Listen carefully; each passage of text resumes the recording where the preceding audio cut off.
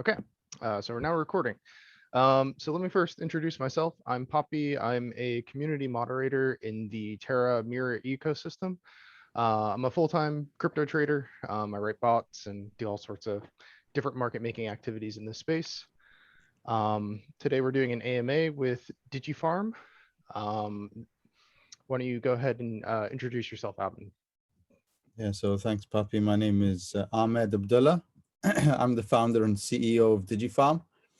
My background by trade is as a health economist, so helping healthcare organizations understand where and what to put their money in, essentially, with their limited resources and limited budgets. In addition to this role at Digipharm, I'm also a blockchain advisor for the UN Center for Trade Facilitation and Electronic Business, where we are also now forming an advanced technology advisory board to support private and public institutions globally in implementing new technologies. Okay, great.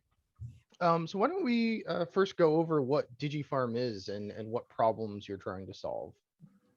Yeah, so in healthcare, we have an issue really where it's becoming an unsustainable model for many reasons. And I'll just give you a very simple example. If you ever broke your watch or needed your car repaired and you went to somebody to get it fixed, and typically they couldn't fix it, you're not really expected to pay for that cost of repair. Whereas if we take the example of healthcare, if you're sick and you are provided a medicine and this medicine does not work, you're still expected to pay for the therapy, whether it's you paying out of your pocket, whether it's an insurance company, or whether it's the government that covers your care. Same again if you go to visit a doctor and you obviously book an hour of his time and he gives you bad advice that actually makes your healthcare worse. Somebody's still expected to pay for that doctor's time. So that really creates a big disincentive for these healthcare stakeholders to make sure that the healthcare technology or the interventions they provide you really give you value. And that's what we solve at Digifarm, where money and resources are being spent in healthcare on things that do not work. It creates a big unsustainability because that money can't be used for things that do work. And this isn't something that a concept that we've created. So value-based healthcare isn't something that Digifarm have started. It's generally, there's wide consensus across healthcare that this is the business model that everybody needs to be adopting. However, there have been infrastructural limitations to help implement this type of business model. So where the burden of proof for healthcare payments and the cost of healthcare now becomes data, we need to create this medical information infrastructure that everybody can trust. So when the results of a drug's performance are reported, we need to make sure that this data has not been tampered with, has not been changed, because obviously it affects how much people pay, how much people receive. And that's where we utilize blockchain technology. And then we utilize smart contracting to eliminate the administrative burden of moving to this type of business model. So right now, it's a huge burden for administrative staff at clinics and hospitals to collect the patient data relating to performance. So that could be, for example, blood sugar levels if it's a diabetes drug, or survival data if it's a cancer therapy, and then link them back to the pricing conditions that the hospitals and clinics have directly with these manufacturers. So that's really the main overview of what our system does. And Okay. by creating this, value-based foundation, the ability to pay for healthcare based on performance and quality, we're able to stem out and add some of the additional functionalities and features that we're building within the Digifarm network. Okay, so that was a great overview. Now, kind of going on a more granular level, could you give me maybe an example of how this would be used in the healthcare industry? Because I will mention, in a previous background, I actually come from a medical device manufacturer. So I'm Awesome. familiar with clinical trials and some of that process, not so much on the administrative side of things. Great. But I'd really like to understand more how this is applied in like the real world. Could you give like a real world example of like a drug or, a procedure where value-based healthcare would make the most sense? Mhm. So let's take the example of the device, since obviously you've worked in that sphere. Um, Following trials and when this new device is about to come to market, there's still quite a lot of uncertainty around how this device will perform and, for example, what efficiency or benefits it will bring to the population under that hospital or clinic's care. Really, because the demographics of the patients are slightly different, their health states are very likely to be slightly different from the clinical trials. Now, if the hospital then goes and buys this device without adding any additional conditions around the performance of this device, essentially they are taking on all the risks. So they're paying for the device. They have no guarantees on how it's going to perform well for their patients. Whereas in a value-based model, we will set key criteria and KPIs. So for example, device A, which is used now to provide physiotherapy for patients who are bedbound, that it will increase their quality of life by X%. And it will save uh, 24 hours per week of physiotherapists' time and things like this. So what we do is we actually set conditions and make sure that when the procurement of these devices is happening, that it's based on a performance-based approach, just to enable risk sharing for all these stakeholders. Okay. One question we always get is, um, why would the device manufacturer, or why would a pharmaceutical manufacturer be interested in such a model? Why would they want to enter these risk sharing agreements and potentially receive less money for each, innovative technology they've developed? And the issue with that is, once a new device or a drug comes to market, they have a very limited time left on their patents. And from this, what they are trying to actually gain is more access to more patients, and they make more money on the users who remain on their technology for a long period of time. So let's, if I just give you an example of a cancer survival curve, where you start quite high, you have a lot of patients who are alive, who are starting to receive the therapy, and then over time, you see patients are dying off. And these patients, and I'm talking as an economist, obviously it's not really nice to think about, these patients dying off very quickly, and these pharma organizations or manufacturers not having a great interest in them. But that's the reality, because they want to capture those users or stakeholders that are still alive on the lower tail of the survival curve, who will receive that therapy for a longer period of time to generate recurring revenues, just like a software as a service company would try and target something like this. Okay. Um, so that So they're really just trying to capture as many patients and capture those that benefit, and then get paid from them over time. okay. So just to clarify my understanding here. So let's say I'm a medical device manufacturer. Let's say I have two business models. One, you can buy my device outright, and another business model where you pay based on, how many patients that go through this device. Mhm. Would that kind of align with value-based healthcare, or is it more about results? It's Because like if you're a medical device manufacturer and you've already gone through clinical studies and you've, put out all these research papers about your product and why it's good and why it benefits the patient, mhm. um, what how would value-based healthcare then make sense in that scenario, unless it's, based Yeah, on how it, often or how much the device is used? yeah. No, it's more about the actual results and the performance. So those trials and a lot of these studies are typically in controlled settings. And that's something that's very different from the real life clinical environment.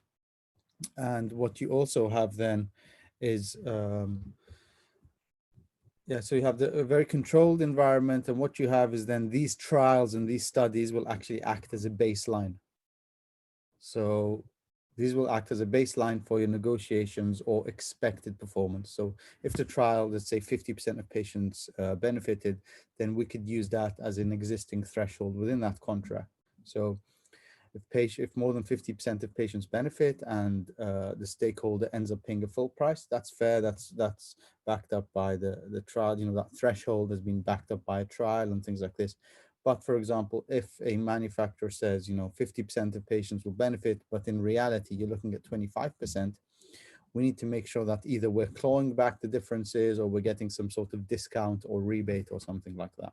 Got it. Okay. So from my understanding, this is more for treatment in the scenario of medical devices. This is more for a device that provides treatment as opposed to maybe a device that provides diagnosis information. Well, actually, that's quite an interesting one. So this, we're seeing that these performance-based agreements are also entering into the diagnosis sphere. So we're doing one project now, which is a really interesting project with a top 5 pharma company around one of their diagnostic devices. And this not only diagnoses the healthcare issue, it also gives a prognosis on the likelihood of this patient coming back and being rehospitalized and things like this. For this project, we are actually evaluating the performance of this diagnostic device. So is it as sensitive and as specific as their trials suggest? And number two is, what is the actual impact or value on the healthcare system? So how much money does it save by enabling us as a healthcare organization to understand where this patient is likely to be in 12 months? Is he likely to be rehospitalized? Is he likely to be healthy at home and things like this? So there's many ways that this type of business model is branching out, but at the crux of it, it's making sure that there's at least some limit, some threshold for performance that we can, measure some of these interventions against. So it's really started. The biggest drive was when it started for cancer therapies, new high cost cancer therapies where there were patients who had very limited treatment options, insurers or governments who had limited budgets, and making sure asking themselves what's the best way to get these therapies into the market to these patients, but without us taking the huge financial risk. And now we're seeing developing into devices. So Medtronic, who you're probably aware of, have thousands of these deals now, whereas at the start of 2017, they had probably less than 10. Now they're running more than 2,000. And we're seeing it's coming into diagnostics now. So I think, one of the projects we're doing is probably one of the first in the diagnostic space like this. And now also what we're seeing is a lot of automation and robotics organizations as well. So devices that move bloods around the hospital, they promise that they can, save you on employing 3-4 additional porters or nurses and things like this. And one of the projects we also have in the Middle East is between the government and the telemedicine provider. So we make sure that the telemedicine company is actually reducing referrals by a set percentage and things like this. So it can the breadth of this solution and the scope of it can go across many areas within healthcare. And I think that's what puts us in really good stead for the future. We're not just limited to pharmaceuticals or something like this. Any type of payment or commissioning of a service, technology, a software, whatever it may be, can be run on our system. And I think that's quite exciting for users. And I think that's what puts us in a good position from the business sense of view, because once they do a pilot with us for one disease area or for one type of technology, we can then expand that for everything else they're paying for. Awesome. Okay. So, another just perspective I have, being from the States, value-based healthcare is a foreign concept to me. So kind of makes me want to ask the question, what are your target markets? Where would you typically see value-based healthcare? So we typically see it in single payer economies, so where governments are paying for healthcare on behalf of their citizens, and certain countries where the actual healthcare processes are and the way healthcare is reimbursed is compatible with what we're doing, with not too many middlemen. So typically, if it's an insurer who covers patients and works with very specific providers, we can work with them and things like this. The issue in the US is that you have a lot of middlemen and it's very fragmented.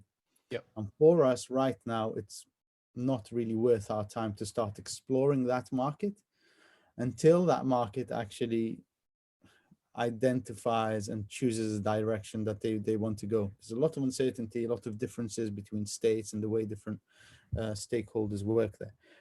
So right now, the US is not a target market for us. We are working in Europe, Middle East, Africa, and Asia. I'd say the good thing about working those regions is there are a lot of emerging health economies there as well that we can Yep. help shape.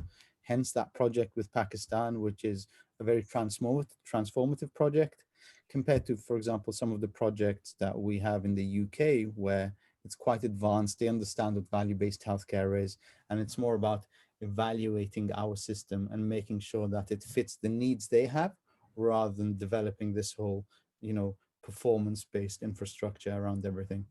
Okay, awesome. All right, so let's talk about how the technology and blockchain integrates into your solution. Mhm. So maybe you can just give an overview of that. Yeah, so we actually use Corda's, so R3's Corda platform for our main contracting solution. That's widely used by a lot of banks and insurers. And the main reason why we use that is that we're able to add legal pros to some of these smart contracts. Some of the value of these contracts can go into the hundreds of millions of dollars when you're looking at some of these high cost therapies. So we need a lot of, data security and the ability to add legally binding conditions to some of these agreements. So what we've also then incorporated into this is obviously the Digipharm utility token, which can pay access for some of our contracting solutions. Beyond that, what we also have then is the DigiHealth applications. So DigiHealth is a platform that enables patient-reported outcomes collection. So when you're looking at a value-based model, it's all about how the end user regards their benefits or values their benefits from an economic point of view. And patient-reported outcome questionnaires or patient-reported feedback is taking a much bigger role within some of these things, and it's often the final patient feedback can really let you know whether you should or should not pay for a drug. So, for example, if it's a pain therapy, somebody's got nerve pain and they're receiving this therapy, at the end of the day, they are the ones who have to tell us and the clinicians of whether this drug has improved their quality of life.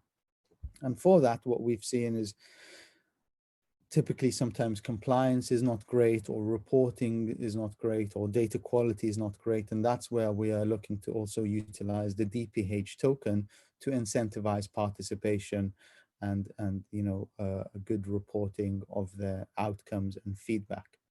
And from that, we look to enable this token to then be spent or exchanged for vouchers, rewards, services, healthcare services, and things like this. So that was really the foundation of how we started and what we wanted to start with. So having the contracting solution that does the basics for these organizations, but then also include the patient, who's a very, probably the most important stakeholder within healthcare.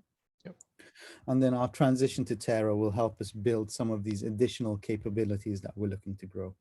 Okay, so to understand this on a more granular level, for a new customer of Digipharm that you're deploying the solution at, would you deploy like a local blockchain? Are you deploying a hosted solution? Yeah, so And it's it's specific to each customer, I would assume, right? yeah, it's specific to each customer. I mean, the core the system is private and permissioned. Um, in terms of the nodes and things like this, it really depends on the information governance requirements. There are some situations where it's so much work for us to try and integrate into their system that what we will then just do is actually just request data extracts, so anonymized data extracts to be sent to our system for processing. You'll then have, the pharma company have access, the government will have access, the doctors will have access, and they'll see that the data that comes into the smart contract, that'll be in the data lake. They'll see how it's been processed, some of the conditions, and then they'll see the results tables and then the analysis that helps them make a decision as well. So those are things that we're working on as well. So helping them, once we process the actual contract, is we have an analytics layer that we're currently developing to help them make Okay. that decision. So, with your blockchain solution, the results of treatment or whatever, um, is that like processed on a smart contract level? Is that just are you just storing that data in the blockchain and processing the data on the blockchain? Like how does that So architecture look? yeah, so it goes to a data lake first, where it's typically sorted and categorized, and then it's actually the smart contract that does all of the processing. Okay, interesting. Okay, so let's talk about the DPH tokenomics a little bit. Mhm. So let's maybe cover things like initial supply. Where did that go? Was there a pre-sale? Mhm. Could you maybe just cover that on a high level? Yeah, so the initial supply is 100 million tokens. Okay. We had a private pre-sale, and then we also had a IEO on Coineel, where it turned out to be a scam. Really, they faked a lot of the fundraising numbers and things like this. So what we had to do is then do a additional private sale then, to do that whole sale allocation and raise the funds required to develop some of our solutions. So that initial sale was 50 million tokens, which included the private sale. um, After that, what we did is then we had a certain allocation of the tokens, which was 15% for the team and partners. And then we had another 15% for some of our actual seed equity investors. And then we're now left with, so most of all of that has been distributed. So now we're now left with a 20 million development fund. So it's a 20% holding that we have as a company. Okay. All right. So as an investor, or as a crypto investor of Digipharm, what is my incentive to buy and hold this token? So I'd say it's a couple of things. So obviously is you know let's say betting or speculating on the future growth and utility of the Digipharm network, right? I mean, we see healthcare is transforming, and some of the demand for our services has skyrocketed in the last 18 months, since the start of the COVID pandemic. Um, so understanding that is very likely to be a drastic increase in utility and use and demand of the Digipharm token. That's strictly from the contracting side. um, from the patient-reported outcome or the DigiHealth side. So we'll actually be releasing a public version of that application where patients can actually report some of their data, some of their quality of life, how they're feeling, categorized by the type of healthcare illnesses that they have and things like this. And from that, they will actually be rewarded directly via DPH tokens. So that will be quite exciting as well. Um, and what they will also have as we transition towards Terra, and which is a big driver of this, is the ability to then use DPH directly as a payment mechanism for healthcare services. So we're in discussions with different organizations and specialist doctors and things like this to actually receive DPH as a form of payment. And that is, strictly using it as an equivalent of a dollar or the dollar equivalent of DPH, whatever it may be. But what I think is really exciting and something we haven't really discussed too much in the open before is actually the development of a health insurance pool. Okay. So imagine the ability that if you hold DPH, then you hold a certain amount, or you are provided with a certain amount of health insurance cover. Just like when you pay, for example, a couple of $100 for travel health insurance for 2 years or whatever it may be. We obviously need to incorporate certain mechanisms like making sure that before any health claim that you've held the token and left it in the pool for at least 3 months, and you can't withdraw it without 3 months notice. But the fact is, if we can use DPH as some sort of hedge for health insurance, rather than healthcare people who pay healthcare monthly and don't really see any return on that if they don't claim. Whereas if they hold DPH tokens, these tokens are held within a liquidity pool that they can then withdraw with a certain amount of notice, and this is money that is not lost. And this type of model for health insurance is something we're working on and will be accelerating a lot more once we've transitioned to the Terra ecosystem. So there's quite a few things there. So there's the utility of the token, which we think will drastically increase, and we will have to wait and see how fast that happens.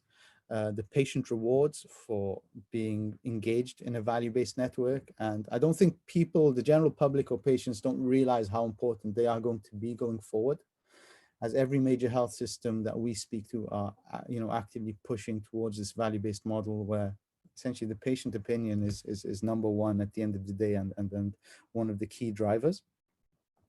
And then looking at a payment mechanism in healthcare, so either paying out of pocket using DPH and receiving certain discounts, or actually having coverage by holding DPH tokens. And we think we're in a good position to deliver all of this. There isn't one key standout organization in the healthcare field in terms of their token and their tokenomics and day-to-day use of that. So we want to be a big leader within that area, and that's again a big reason why we're moving to Terra. Okay, so I know we talked maybe like a month ago in one of the Terra Telegram channels. We were talking about kind of the use case of the DPH token. And one thing you mentioned was that it was used by like these companies that are deploying this value-based healthcare model. Mhm. It's used as payment for services. But what I understood from our conversation then was they weren't actually using DPH. They were paying in, some Yeah. sort of fiat currency, and that was being converted to DPH. Can you explain that a little bit more? Yeah, so when we deployed our solution on our initial MVP in late 2018 and then started commercializing in 2019, we saw that stakeholders were not in a position to use DPH as a payment mechanism. They didn't understand what cryptocurrency was. They didn't understand, how it would work and things like this. They didn't really know where to hold it. So we devised an interim mechanism where they would pay a license fee just like they'd pay any typical license fee. And in the background, a portion of that license fee would pay for a certain number of DPH tokens. And these will represent the number of transactions, or for example, the number of patients that they're able to process via the license that they hold. So we would then take and buy these tokens on their behalf off the market and put them into a storage wallet, essentially, where we would hold this for them on their behalf. Got it. So Going holding the forward now. tokens gives you Mhm. rights to use the solution. Is that how Yeah, how yeah, I'm yeah, understanding it? yeah, exactly. Okay. But to be honest, these organizations were in a situation where they were not in a position to have their own wallets and things like this. Yeah. But going forward now, I think it's it's varied. So some projects, to be honest, we do take just fiat where they have no understanding or willingness to understand what the token is for. However, in some other implementations, um, where, for example, there is no upfront cost to them. So, for example, the Pakistan deal for us, there is no upfront cost for the Pakistani government.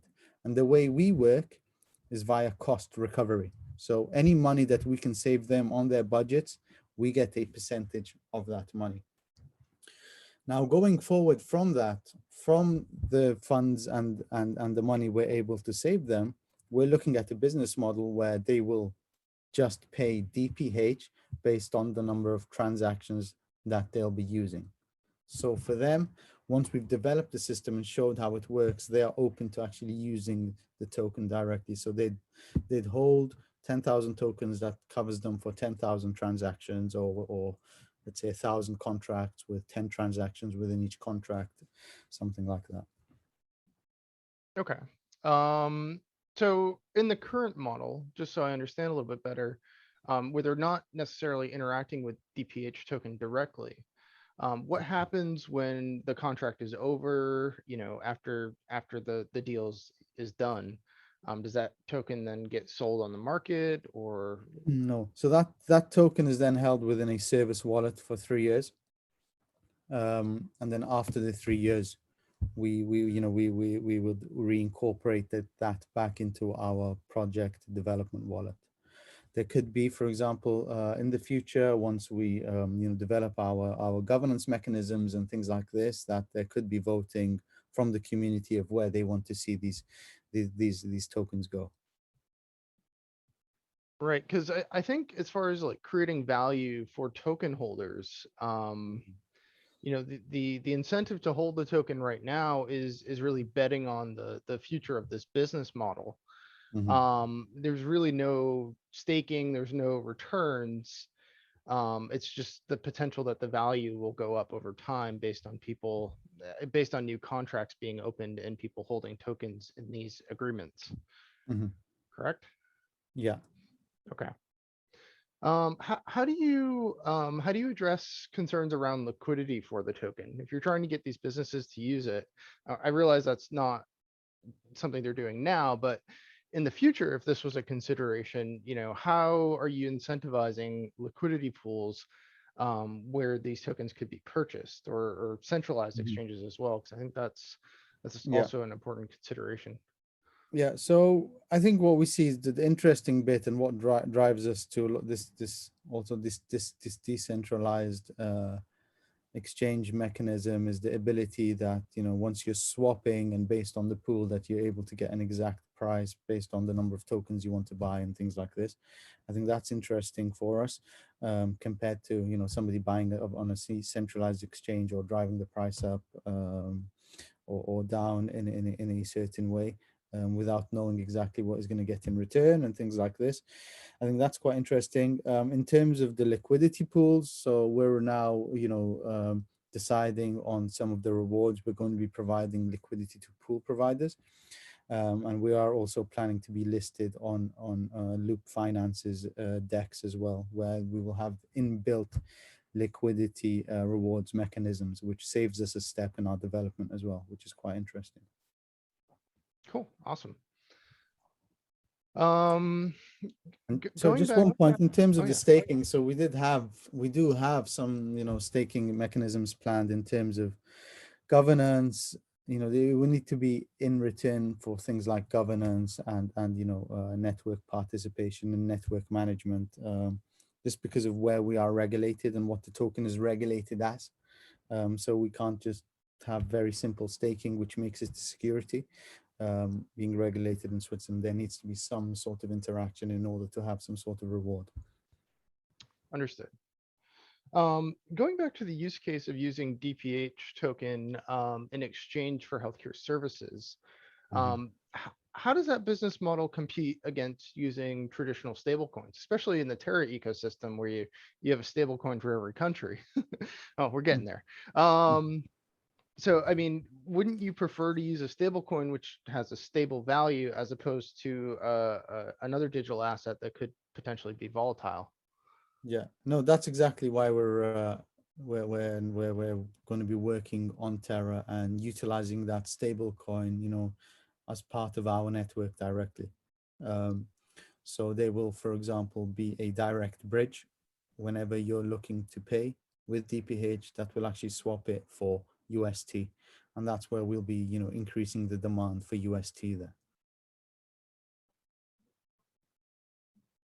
Okay.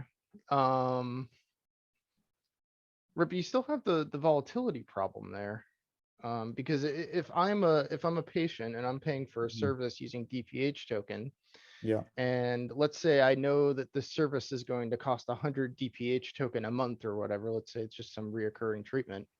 Yeah. Let's say I want to prepare for the next 3 months, I buy 300 tokens, but the value Mhm. fluctuates, 30, 40%. Yeah. Um, you know, how does that make sense for me as a patient? I would rather just hold stablecoin. Yeah, and in that example, yes.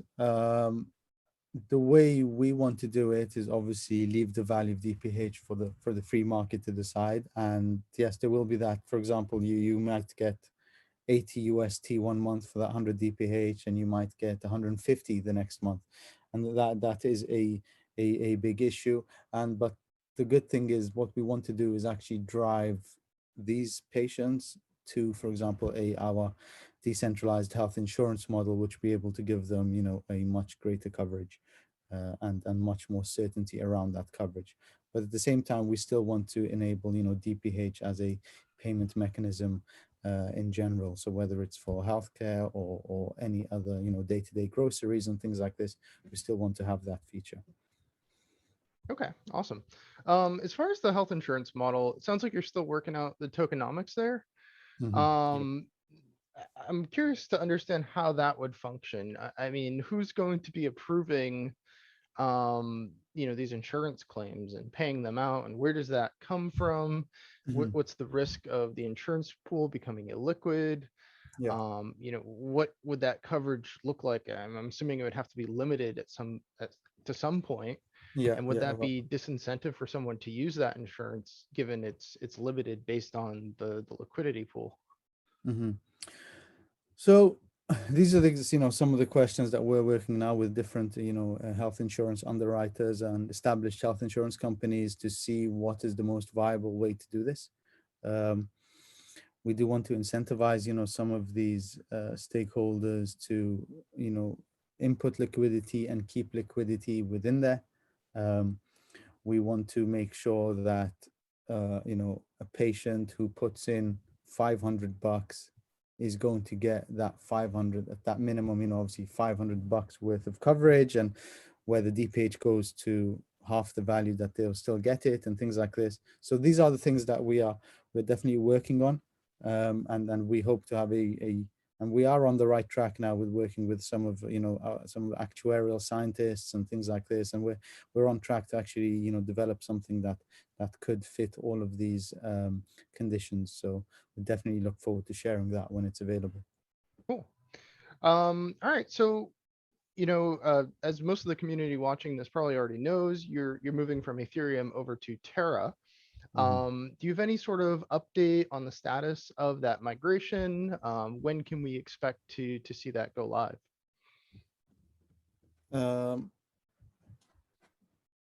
just a moment. So what I can do is actually share my screen and actually show you the migration portal Sure. if you want to see that. So that's currently being actually audited. We hope to have the audit finished by the end of this week. And then what we will actually do is then decide on a swap date, obviously based on the market conditions and the volatility at the moment. Um, we will do that. So if you just bear with me, I can just show you that. Sure.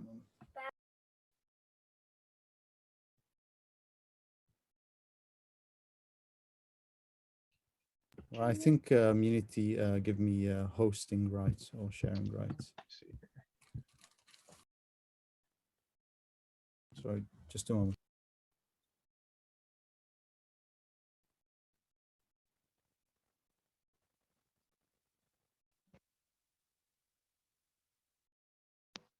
You should be host now. Uh,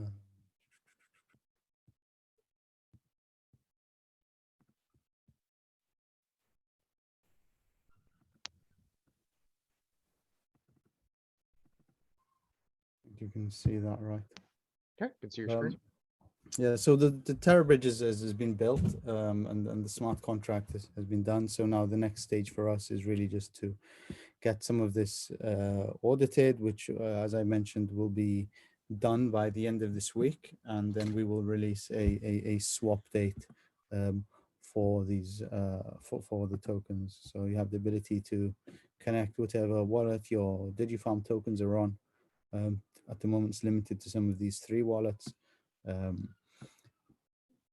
And then I think what we also spoke about previously is actually having a little look at some of the contracting systems that we have. So just to give you an overview, for Oh yeah, example, that'd be awesome. how the contracting system works. So typically it's 3 phases to developing the contract. So a user or whoever's a licensee of this platform has the ability to choose and configure what key KPIs they want within their contract. Then it's quite easy for them to actually then, select different languages, and this can again be customizable. So when you're developing a contract, you have the ability to choose, for example, the type of healthcare contract that you want to, technology you want to contract for, whether it's a drug or it's a service or a medical device or a digital application or a gene therapy or whatever it may be. And then just to show you some of the, very simple contract domains. Ahmed, are you still there? Yeah, Okay, I can hear you. It sounds like you can hear me. Screen just froze here in Zoom. Um, can you stop sharing for a second? no problem. So I think I just need the sharing rights again. Yeah, if you want to share your screen again. Worst case, the video we post won't have the demo. I might reach out to you and ask you if you could just do a demo on the side, and I'll include that in the final video. Okay.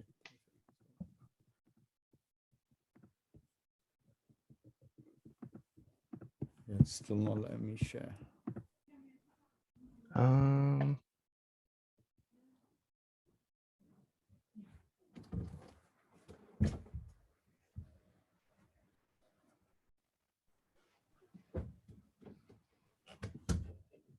Try again. I got that.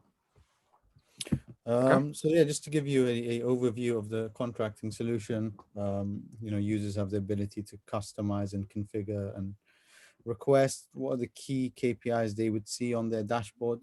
And it's quite an easy system to use, especially. So we actually expect users to build the contracts themselves. Obviously, we provide them with with training and some education on how to use the system. And so they enter the platform, they choose the type of contract or the type of technology they want to contract for. So whether it's a drug or a service, a device, an application, or a gene therapy. They can either upload an existing file if they have one, or they would then go to actually set up, some of the basic information that are required for the contract. So for example, the type of contract, we can do very standard contracts as well as, these outcome-based contracts that we specialize in. They then have the ability to define the validity of some of these contracts. So how long they're valid for, is it based on volume, budget, time, or treatment courses? They have the ability to then, define the actual treatment that they want to contract for. So either they will import a drug that's already within the system that they have already contracted for, or they're able to define a new therapy, what it's for, the disease it's for, what the drug is, some of the basic information around that, some of the secondary products, if you're looking at combination drugs and things like this. You're able to add more treatments if required. Again, very similar to the treatment, you can either define an outcome that's already been used or defined previously within the system, or you're able to actually define your outcome from scratch. So what you're measuring, where you're measuring it from, what type of value it is, are there any specific calculation formulas that we need to work towards? What's the source of the outcome? Any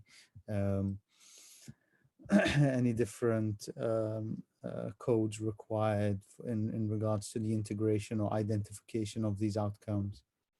Defining things like the adverse events and their severity and who we need to notify. That's really, really important within the pharmacovigilance space as well, around drug safety. Defining, some of the pricing ranges for some of these interventions according to the outcomes. Defining the population who's eligible for some of these contracts, the aggregation levels for the invoicing, for the smart contracting, to know whether it's on a patient by patient basis or whether it's according to some of these other key criteria. So this whole system has a lot of reflexive logic built into the smart contracting, which took a lot of time and requires continuous, updating and amending as we add more and more functionality to the system.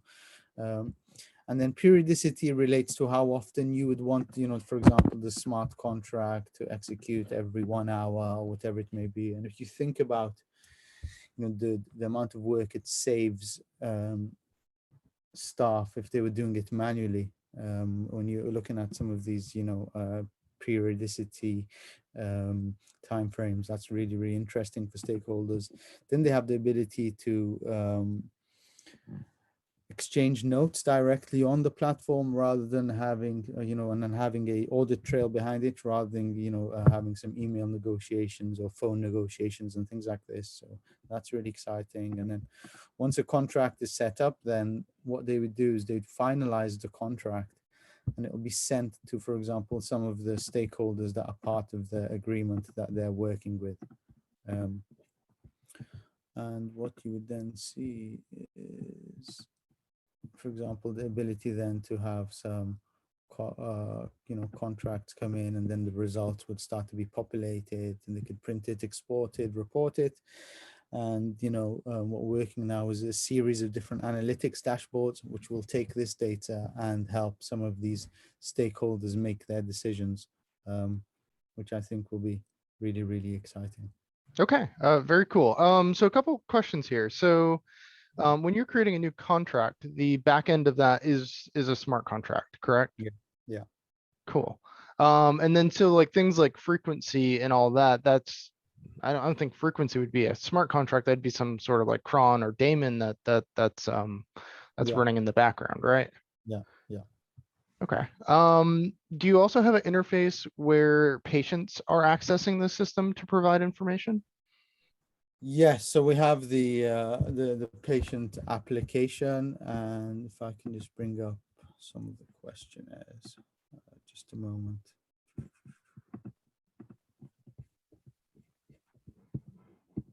I'll have to bring this up.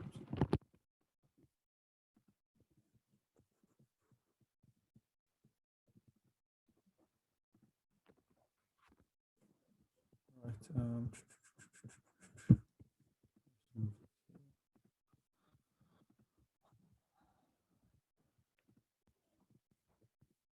So we have this web. Let me first go back to the chat. Right. So I have this web portal where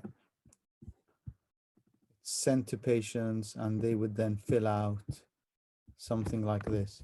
So they would fill out, some questionnaire like this. So their name is, the date of completion, and just a question around, for example, their mental health. I felt cheerful, I felt calm, some of the time, and things like this. And then what that would then be is then submitted and processed to our system. And what the DigiHealth app would be is a full handheld, smartphone application to report things like this. And that's when we would be able to understand which patients are able to be, incentivized and rewarded for reporting some of these things. Cool. Okay. And then so this information here, this is also stored into the blockchain database in that other interface that you were showing me earlier. So if a Yeah. patient, go ahead. No, so the architecture of, so Reimbase is really the foundation of what we're doing. So Reimbase platform is that contracting platform, and this will use certain aspects within that data lake. If there isn't a specific calculation to be processed, then it typically, won't go through any smart contract or stored on any blockchain or anything like this. But with these types of questionnaires, there is a formula in the background that will generate the overall score, and that is smart contracted. Got it. Okay. Very cool. Anything else you'd like to add to this AMA? Any additional details? Anything else you want to show us here? No, I just say, look, it's we're really excited in joining the Terra ecosystem.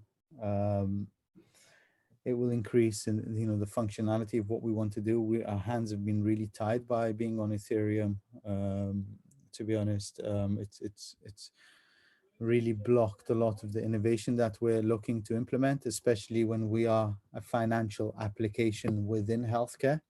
We're not, just a simple healthcare application. So having an ecosystem that enables us to work with some of these stable coins, obviously to address volatility, as you mentioned, the ability to explore different, decentralized financing models, especially for healthcare, which is a very exciting space again. Is something that we think is really exciting. And I just urge everybody to read about value-based healthcare and how healthcare is changing and how important they are going to be as part of the system. And if they understand that from early, then I'm sure they can use this, to their advantage as the whole health economy is changing. Awesome. One additional question I wanted to ask. Because of the business model here, I don't expect everything's going to be open source, which is what you typically see in this space. Yeah. Do you have any plans to make part of the project open source, or is it all closed source? What are the plans around that? No, so a lot of the space, a lot of our technology, yes, it is closed source, as we have a patent pending, which is now gone to the regional phases after the international phase. So we have that in the USA and Europe. So there's a lot of things that we had to remove, especially things like our white paper. We had legal advice to remove that, as that creates prior art publicly. So there are a lot of aspects that we can't share. There will be some aspects that we can share, and we will definitely do that. For example, some of the code around this migration and the bridge and stuff like this. And if there are other certain applications that we need to make public for the good of what we're building, then we'll definitely do that. Awesome. All right, Ahmed. Well, thank you for taking the time, and I look forward to seeing how this project develops. Excellent. Thanks a lot. Thanks a lot, Papi, and hope to talk to you soon. Awesome.